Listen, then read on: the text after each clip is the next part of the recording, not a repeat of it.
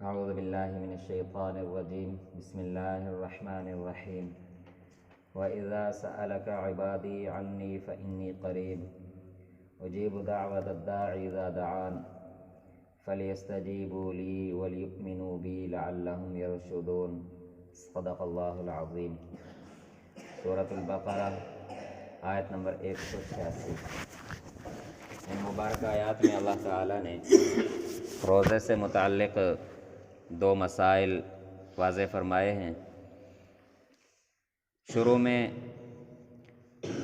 رمضان المبارک پورا، جب رمضان شروع ہو جائے اور جب تک رمضان مکمل نہ ہو تو پورا رمضان المبارک میاں بیوی کے تعلقات پر بھی پابندی لگا دی گئی۔ جس طرح روزے کے ٹائم میں کھانے پینے پر پابندی ہوتی ہے، اسی طرح پورے رمضان میں میاں بیوی کے تعلقات پر بھی پابندی لگا دی گئی تھی۔ اور دوسری یہ تھی کہ افطار، مغرب کے وقت افطار کرنے کے بعد جب انسان دوبارہ سو جائے تو اس وقت سے روزہ شروع ہو جاتا تھا۔ سونے سے پہلے اگر کچھ کھانا کھا لیا، رات کو بے شک 12 بجے تک جاگ لیں، 3 بجے تک جاگ لیں، جب تک جاگ رہے ہیں اس وقت تک کھانے پینے کی اجازت ہے۔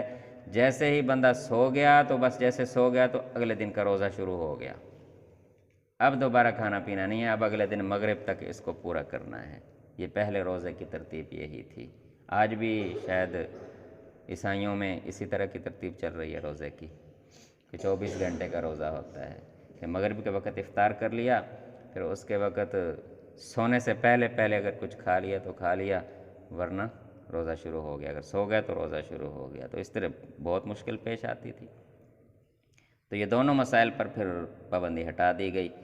روزہ جو ہے یہ طلوع سحر سے لے کر، جسے ہم کہتے ہیں کہ سحری کا ٹائم ختم ہو گیا نا، وہاں سے لے کر مغرب تک یہ اتنا روزہ کر دیا گیا، چھوٹا کر دیا گیا۔ آرام سے سو جائیں، رات کو صبح اٹھیں، سحری سے پہلے کچھ کھا پی لیں، ہاں سحری شروع ہو جائے، سحری کا وقت ہو جائے، وہاں سے لے کر پھر مغرب تک روزہ مکمل کر لیں۔ دوسرا یہ کہ جب روزہ افطار کر لیا تو اگلے دن صبح سحری تک میاں بیوی کو بھی اجازت ہوگی کہ رات کے وقت وہ آپس میں مل سکتے ہیں۔ تو یہ دو آسانیاں پھر اللہ تعالیٰ نے پیدا فرما دیں کہ زیادہ مشکل پیش نہ آئے مسلمانوں کو۔ تو یہ بھی اللہ تعالیٰ کی طرف سے ایک رحمت ہے، ورنہ امتحان تو امتحان ہوتا ہے، مشکل سوال پوچھ لیں یا آسان پوچھ لیں، امتحان لینے والے کی مرضی۔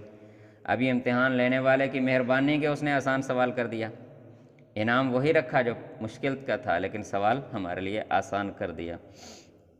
تو ساتھ میں شروع میں یہ وضاحت فرما دی کہ دیکھو روزہ چونکہ خالص اللہ تعالیٰ کے لیے ہوتا ہے، کہ دیکھتا نہیں، انسان چھپ چھپا کر کھا پی بھی تو سکتا ہے، تو اللہ تعالیٰ فرماتا ہے کہ مجھے اپنے قریب سمجھو، مجھے اپنے قریب سمجھو، میں تم سے دور نہیں ہوں، میں تم سے قریب ہوں۔ جب بھی مجھے دعا کے لیے پکارو گے تو تمہاری دعاؤں کو سنتا ہوں۔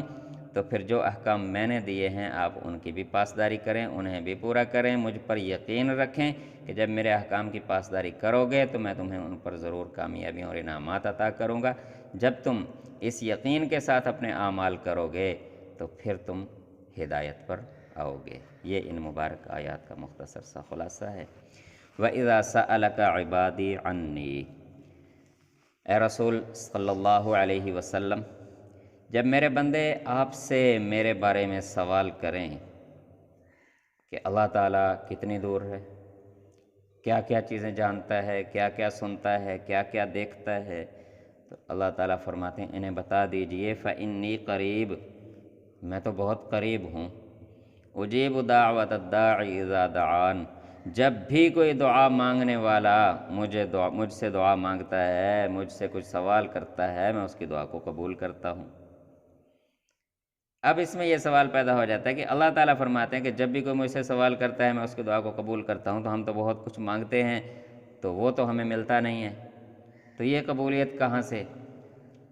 تو یہاں پر غلطی ہم یہ کرتے ہیں کہ ہم امتحان گاہ میں وہ چیزیں مانگتے ہیں جو امتحان گاہ میں ملتی نہیں ہیں۔ ہاں، امتحان سے کامیاب ہونے کے بعد جو چیزیں ملتی ہیں ہم چاہتے ہیں کہ امتحان کی جگہ پر وہ چیزیں مل جائیں، یہ نہیں ہوتا۔ اب ایک بندہ کہے جی کہ مجھے امتحان کی جگہ پر ہی ساری نعمتیں مل جائیں، ساری تنخواہیں مجھے امتحان کے دوران ہی مل جائیں، تو نہیں ملیں گی۔ ہاں، کامیابی ہوگی، کامیابی ہونے کے بعد پھر آگے انعامات کا سلسلہ شروع ہوگا۔ تو یہ دنیا کے امتحان ہے۔ ہاں، ہم امتحان میں آسانی ضرور مانگ لیتے ہیں اللہ تعالیٰ سے، غلطی پر اللہ سے معافی اور استغفار ضرور کر لیتے ہیں، امتحان کے دوران کوئی پریشانی ہو، مشکل ہو، اس پر اللہ تعالیٰ سے آسانی مانگ لی جاتی ہے، تو اگر اللہ تعالیٰ اس میں بھی بہتری سمجھیں کہ یہاں کی مشکل پر ہی انعام آگے دینا ہے، تو بھی اللہ تعالیٰ اپنے بندے پر خاص رحمت کرتے ہیں۔ ہاں، جو لوگ فیل ہو جائیں آخرت کے امتحان میں، ایمان کے امتحان میں فیل ہو جاتے ہیں، پھر ان کے لیے اللہ تعالیٰ دنیا کی نعمتوں کے دروازے کھول دیتے ہیں کہ اب چونکہ ان کا آخرت کا حصہ کچھ باقی نہیں رہا، لہٰذا یہ دنیا میں چند دن مزے کر لیں۔ تو بس یہاں سے ہم جب اس راز کو سمجھ لیں گے تو ہمیں اپنی ہر دعا کامیاب اور قبول ہوتی ہوئی اور محفوظ ہوتی ہوئی نظر آئے گی انشاءاللہ۔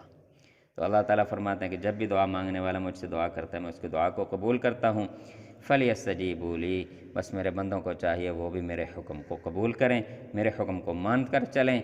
وَلْيُؤْمِنُوا بِي، اور مجھ پر ایمان رکھیں، یقین رکھیں، میں انہیں کامیابی اور ان کو انعامات ضرور عطا کروں گا۔ لَعَلَّهُمْ يَرْشُدُونَ، تاکہ وہ نیکی کے راستے پر آ جائیں۔ أُحِلَّ لَكُمْ لَيْلَةَ الصِّيَامِ الرَّفَثُ إِلَىٰ نِسَائِكُمْ،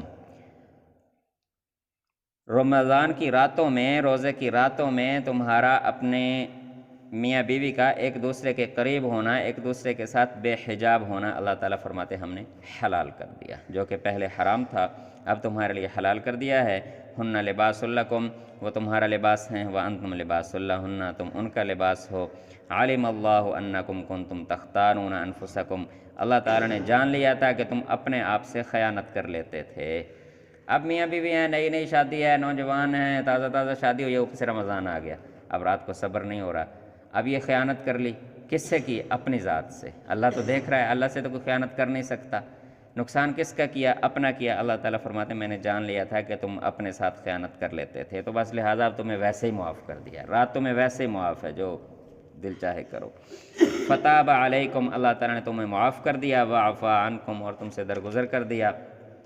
فالآن باشروہن، پس اب ملو میاں بیوی، وابتغوا ما کتب اللہ لکم، اور جو کچھ اللہ تعالیٰ نے تمہارے لیے لکھ دیا ہے اسے اللہ سے طلب کرو۔ وکلوا واشربوا، اور جو رات کی پابندی تھی کھانے پینے کی وہ بھی ختم کر دی، کہا کہ کھاؤ پیو۔ حتی یتبین لکم الخیط الابیض من الخیط الاسود من الفجر، یہاں تک کہ تمہارے لیے فجر کے وقت رات کی سیاہی میں سے دن کی سفیدی کی دھاری واضح ہو جائے، سحر پھوٹ جائے۔ سحر کا ٹائم جب ہوتا ہے تو اللہ تعالیٰ فرماتے تب تک تمہیں کھانے پینے کی اجازت ہے۔ ثم اتموا الصیام الی اللیل، پھر اپنے روزوں کو رات تک پورا کرو۔ ولا تباشروہن وانتم عاکفون فی المساجد، ہاں اگر کوئی تم میں سے اعتکاف کی نیت کر لے، پہلے پورا رمضان تھا اب فرمایا نہیں، ہاں اگر تم میں سے کوئی اعتکاف کی نیت کر لے، مسجد میں اعتکاف کرے، تو وہ پھر میاں بیوی سے تعلق قائم نہ کرے۔ ولا تباشرون وانتم عاکفون فی المساجد، کہ جب تم مسجدوں میں اعتکاف کرو اس وقت تم اپنے میاں بیوی نہ ملو آپس میں۔